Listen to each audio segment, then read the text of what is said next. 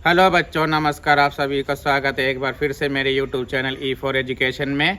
आज जो हम पाठ भाग पढ़ने जा रहे हैं उस पाठ भाग का नाम है साफ सफाई में अव्वल गांव। इस पाठ भाग में हम स्वच्छता के बारे में सीखेंगे। तो बिना वक्त गवाए हम चलते हैं उससे संबंधित एक कहानी की ओर। हाय कुट्टिകളെ ഒരിക്കൽ കൂടി നിങ്ങൾക്ക് എല്ലാവർക്കും സ്വാഗതം എൻ്റെ യൂട്യൂബ് ചാനലായ ഇ ഫോർ എഡ്യൂക്കേഷനിൽ ഇന്ന് നമ്മൾ പഠിക്കാൻ പോകുന്ന പാഠഭാഗത്തിൻ്റെ പേരാണ് സാഫ് സഫായി മേ അവൽ ഗാം. അപ്പോൾ ഈ ലേഖത്തിൽ നമ്മൾക്ക് എങ്ങനെയാണ് ശുചിത്വം പാലിക്കുന്നതിനെ കുറിച്ചിട്ടാണ് പറഞ്ഞു തരുന്നത്. അപ്പോൾ നമ്മൾക്ക് ഒട്ടും സമയം കഴിയാതെ അതിനോട് ബന്ധപ്പെട്ടവർ കഥയിലേക്ക് പോവാം. स्वच्छता। अशोक 7वीं कक्षा का छात्र नायक था। स्कूल के नियमानुसार सभी छात्रों की सुबह प्रार्थना पर उपस्थिति अनिवार्य थी। अनुपस्थित छात्र को कठोर सजा होती थी। उस दिन अशोक ने देखा कि मुरली प्रार्थना के समय उपस्थित नहीं था। मुरली, तुम प्रार्थना के लिए क्यों नहीं आए? तुम्हें तो पता है हमारे अध्यापक कितने सख्त हैं। इससे पहले मुरली कोई जवाब दे, अध्यापक कक्षा में आ गए। अशोक, सुबह प्रार्थना के लिए सभी उपस्थित थे ना? हाँ सर, सिवाय मुरली के सभी उपस्थित थे।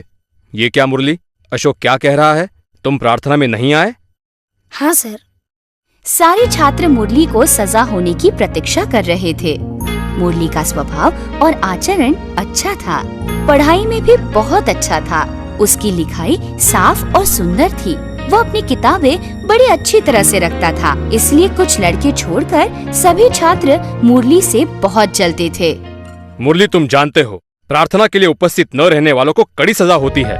लेकिन सजा देने से पहले मैं जानना चाहता हूँ कि तुम प्रार्थना के लिए क्यों नहीं आए? सर, मैं कक्षा में वक्त पर आया था, लेकिन सभी प्रार्थना के लिए निकल चुके थे। मैं अपनी किताबें रखकर निकलने ही वाला था, पर मैंने देखा कि कक्षा में सभी जगह कूड़ा कचरा पड़ा हुआ था। सारी कक्षा गंदी हो गई थी। सर, आपने ही तो कहा था ना कि स्वच्छता ही भगवान है। हमारी कक्षा के स्वच्छता प्रमुख ने अपना काम ठीक तरह से नहीं किया था, इसलिए मैंने पूरी कक्षा साफ कर दी, पर मैं प्रार्थना के लिए नहीं पहुंच सका। सर, आपने ही तो सिखाया है कि कोई भी काम हीन दर्जे का नहीं होता, इसलिए ये काम मैंने खुद किया। अगर मैंने कुछ गलत किया है तो कृपया मुझे क्षमा कर दीजिए। मैं सजा के लिए तैयार हूँ। मुरली, तुमने तो बहुत अच्छा काम किया है। अगर हर बच्चा तुम्हारे जैसे विचार और कार्य करे तो हमारा स्कूल आदर्श स्कूल बन सकता है। मुझे गर्व है कि तुम मेरे छात्र हो। तुम्हें कोई सजा नहीं मिलेगी। अध्यापक ने मुरली का गौरव किया, जिससे एक बार फिर वो सभी के लिए एक आदर्श छात्र बना।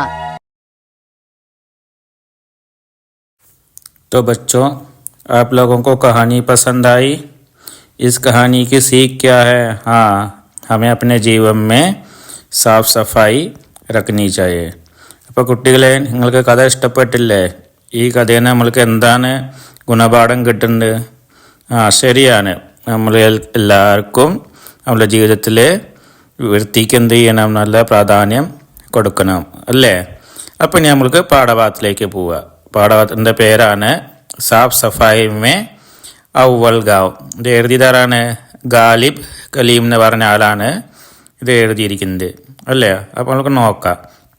एशिया का सबसे साफ सुथरा गाँव മാവില്യനോഗ് മേഘാലയ മേ ഹെ. എന്താണ് പറയുന്നത്?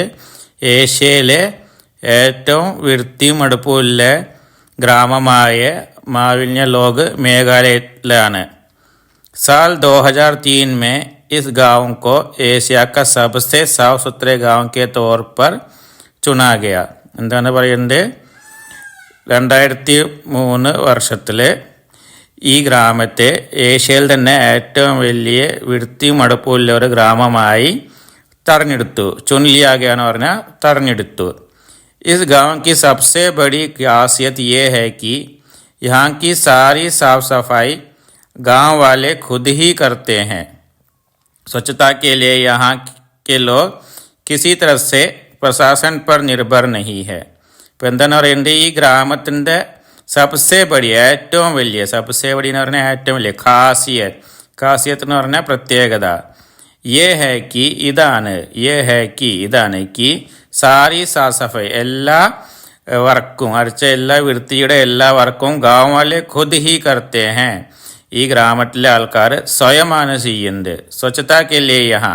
ഇപ്പോൾ സ്വച്ഛത എന്ന് പറഞ്ഞാൽ വൃത്തിക്ക്, ये यहाँ के लोग किसी तरह से प्रशासन पर निर्भर नहीं, യാതൊരു രീതിയിലും ഭരണത്തെ ആശ്രയിക്കുന്നില്ല. ആരാണ് ഭരിക്കുന്നത് അല്ലെങ്കിൽ ഏത് സർക്കാരാണ് ഭരിക്കുന്നത് എന്നൊന്നും ആശ്രയിക്കാതെയാണ് ഇവർ ഈ എല്ലാ കാര്യം ചെയ്യേണ്ടതെന്നാണ് പറയുന്നത്.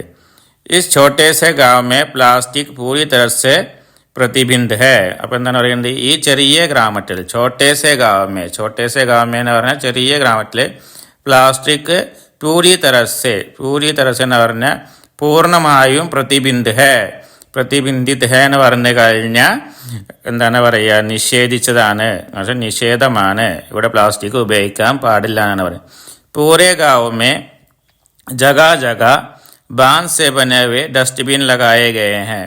മൊത്തം ഗ്രാമത്തിൽ ജഗാ ജഗ എന്ന് പറഞ്ഞാൽ ഓരോങ്ങളിലും ബാൻസെ ബനെ, ബാൻസ് എന്ന് പറഞ്ഞാൽ മുലയും കൊണ്ട് ഉണ്ടാക്കിയ ബാൻസെ ബനെ ഹുए डस्टबिन लगाए गए हैं, डस्टबिन ഉണ്ട്.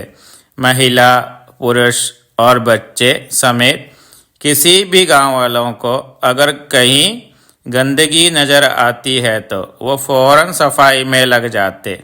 എന്താണ് പറയുന്നത്, ഇനി സ്ത്രീകളാവട്ടെ പുരുഷന്മാരാവട്ടെ കുട്ടികൾ ആവട്ടെ ആർക്കെങ്കിലും ഈ ഗ്രാമത്തിൽ എവിടെയെങ്കിലും വല്ല വൃത്തികേടായി കണ്ടു കഴിഞ്ഞാൽ അവർ പെട്ടെന്ന് തന്നെ ഫോറൻ എന്ന് പറഞ്ഞാൽ പെട്ടെന്ന് സഫായി മേ ലഗ് ജാത്തേ ഹേ, എന്താണ് പറയുന്നത്, അത് വൃത്തിയാക്കാൻ തുടങ്ങും എന്നാണ് പറയുന്നത്. सफाई के प्रति उनकी जागरूकता का अंदाजा तुम इस बात से लगा सकते हो कि अगर सड़क पर चलते हुए उन्हें कहीं भी कचरा नजर आए तो वो पहले कचरे को डस्टबिन में डालते हैं. എന്താണ് പറയുന്നത്, ഇനി സഫായിക്ക് പ്രതി വൃത്തിനെ കുറിച്ച് അവരുടെ ജാഗ്രത, അവരുടെ ജിജ്ഞാക്ഷ അതെന്താണ്, അതിൻ്റെ നമ്മൾക്ക് എങ്ങനെയാണ് മനസ്സിലാവേണ്ടത്. അഞ്ചാതെ തും ഇസ് ബാത് സെ ലഗാ സക്തേ ഹോ, നമ്മൾക്ക് ഇങ്ങനെ മനസ്സിലാക്കി അഗർ സടക് പർ അവർ ഇനി റോട്ടിലൂടെ നടന്നു പോവുകയാണെങ്കിൽ സടക് പർ ചലത്തെ ഉന്നെ കहीं भी എവിടെയെങ്കിലും ഒരു എന്താണ് പറയുക കച്ചറ കാണപ്പെടുകയാണെന്ന് വെച്ചാൽ വേസ്റ്റ് കാണപ്പെടുകയാണെന്ന് വെച്ചാൽ ഓ പേലെ കച്ചറയൊക്കെ ഡസ്റ്റ്ബിൻ മേടല്ല, അവർ ഏറ്റവും ആദ്യം എന്താ ചെയ്യുന്നത്, ആ വേസ്റ്റിനെ എടുത്ത് ഡസ്റ്റ്ബിനിൽ ഇടുകയാണ് ചെയ്യുന്നത്. ഫിർ ആകെ ബഡ്തേ ഹേ, പിന്നെയാണ് അവർ മുമ്പിലേക്ക് പോകേണ്ടത്, അവരുടെ കാര്യങ്ങളിലേക്കൊക്കെ കിടക്കേണ്ടത്. यहाँ लोग अपने घर से निकलने वाले कूड़े कचरे भी डस्टबिन में जमा करते हैं.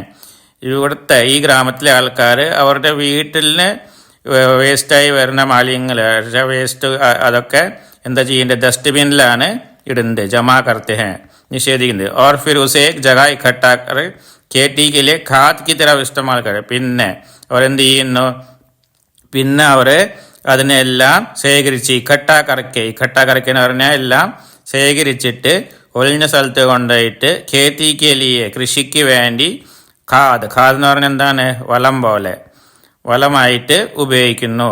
അപ്പോൾ വളം പോലെ ഉപയോഗിക്കുന്നു. ഐസെ കഹാ ജാത്ത ഹൈ കി 130 സാൽ പെഹലെ, ഇങ്ങനെ പറയപ്പെടുന്നു 130 വർഷങ്ങൾക്ക് മുമ്പേ, സാൽ എന്ന് പറഞ്ഞാൽ വർഷം, ഇസ് ഗാവ് കോ ഹെജ് കി ബിമാരീനെ, ഹെജ് എന്ന് പറഞ്ഞാൽ കോളറ, അപ്പോൾ കോളറ എന്ന് പറഞ്ഞാൽ അരച്ച വയറിളക്കം എന്നുള്ള രോഗം പിടിപെട്ടു എന്നാണ് പറയുന്നത്. മെഡിക്കൽ സുവിധ നാ ഹോനെ വജേസെ, അവർക്ക് യാതൊരു രീതിയിലുള്ള മെഡിക്കൽ ഫെസിലിറ്റീസ് ഒന്നും ഇല്ലാത്തതും കൊണ്ട് എന്താണ് ബിമാരി സെ ചുട്കാര പാനേക്ക് ഏകമാത്ര, ഈ രോഗത്തിൽ നിന്ന് മുക്തി നേടാൻ ഏകമാത്ര ഉപായം എന്തായിരുന്നു, സഫായി കർണ, എന്താണ് ഗ്രാമത്തിനെ വൃത്തിയായി സൂക്ഷിക്കുക. ഗാവക്കെ ലോകോക്ക മാന്ന ഹേ, ഈ നാട്ടിലെ ആൾക്കാർ ഇങ്ങനെയാണ് വിചാരിക്കേണ്ടത്, കി ഹമാരെ പൂർവജനെ കഹാ ഥാ, നമ്മളുടെ പൂർവജൻ പറഞ്ഞാൽ പൂർവികർ എങ്ങനെ പറഞ്ഞാണ്, കി തും സഫായി കെ ജരിയെ ഹി ഖുദ് കോ ബച്ചാ സക്തോ, നിങ്ങളെ വൃത്തിയായി സൂക്ഷിച്ചാലാണ് നിങ്ങൾക്ക് എന്താണ് പറയുക, നിങ്ങളെ സ്വയം രക്ഷിക്കാൻ സാധിക്കുള്ളൂ. അരച്ച യാതൊരു പനിയോ മറ്റുള്ള രോഗങ്ങളൊന്നും വരാതെ നിങ്ങളെ കാത്തു സംരക്ഷിക്കാൻ നിങ്ങൾക്ക് സാധിക്കും. ഫിർ ചായേ വോ ഖാന ഹോ, ഇനി അത് ഭക്ഷണമാവട്ടെ, ഘർ ഹോ വീടാവട്ടെ, ജമീൻ ഹോ ഭൂമിയാവട്ടെ, ഗാവ് ഹോ ഗ്രാമമാവട്ടെ, യാ ഫിർ അപ്പന ശരീർ ഹി ക്യോ, നമ്മളുടെ ശരീരം തന്നെ ആവട്ടെ, സഫായി ജരൂരി ഹേ, വൃത്തി എന്ന് പറയുന്നത് നമ്മളുടെ ജീവിതത്തിലെ ഏറ്റവും വലിയ പ്രാധാന്യമുള്ള ഒരു വസ്തുവാണ്. അപ്പോൾ നമ്മൾ വൃത്തിക്ക് പ്രാധാന്യം കൊടുക്കണമെന്നാണ് ഈ പാഠഭാഗത്തിലൂടെ നമ്മൾക്ക് ലേഖകൻ പറഞ്ഞു തരാൻ ഉദ്ദേശിക്കുന്നത്. അപ്പോൾ പാഠഭാഗമൊക്കെ നിങ്ങൾക്ക് മനസ്സിലായി എന്ന് വിചാരിക്കുന്നു. അപ്പോൾ ഇനി നിങ്ങൾ ഈ വീഡിയോ ഒക്കെ കണ്ട് നല്ലപോലെ പഠിക്കുക.